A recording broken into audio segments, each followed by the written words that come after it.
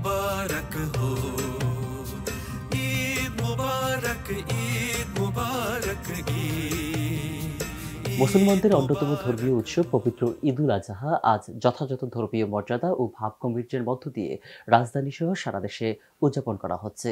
পোষ্য কুরবানির মাধ্যমে মুসলমানরা এই ঈদ উদযাপন করছেন। দেশজুড়ে ঈদ জামাতে নামাজ আদায় শেষে ধর্মপ্রাণ মুসলমানরা সামর্থ্য অনুযায়ী পোষ্য কুরবানি করছেন। পবিত্র ঈদুল আজহা উপলক্ষে রাষ্ট্রপতি মোহাম্মদ শাহাবুদ্দিন ও প্রধানমন্ত্রী শেখ হাসিনা দেশবাসী সহ বিশ্বের সকল মুসলমানদের আন্তরিক অভিনন্দন ও মোবারকবাদ জানিয়ে পৃথক বাণী দিয়েছে। ঈদের আনন্দ ভাগাভাগি করে নিতে শত ক্লান্তি মারিয়ে হলেও শহরের মানুষ ফেরে গ্রামের বাড়িতে আত্মীয় স্বজনের কাছে। ঈদের দিন ভোরে পরিচ্ছন্ন পোশাক ঈদগাহে যায় মানুষ।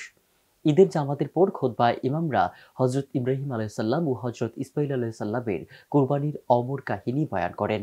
ঈদের জামাতে সম্মিলিতভাবে 2 রাকাত নামাজ শেষে দেশ, মুসলিম উম্মাহ এবং সারা বিশ্বের শান্তি ও কল্যাণ কামনায় দোয়া ও মোনাজাত করা হয়। জামাত শেষে কোলাকুলি করে প্রকাশ করা হয় পরস্পরের প্রতি ভালোবাসা। ঈদগাহ থেকে বাড়ি ফিরে সামর্থ্যবান মুসলমানরা পশু কোরবানি করেন। ধর্মীয় নির্দেশনা অনুযায়ী মাংস ভাগ করে দেয়া হয় আত্মীয় স্বজন, পাড়া প্রতিবেশী ও অসহায় মানুষের মাঝে।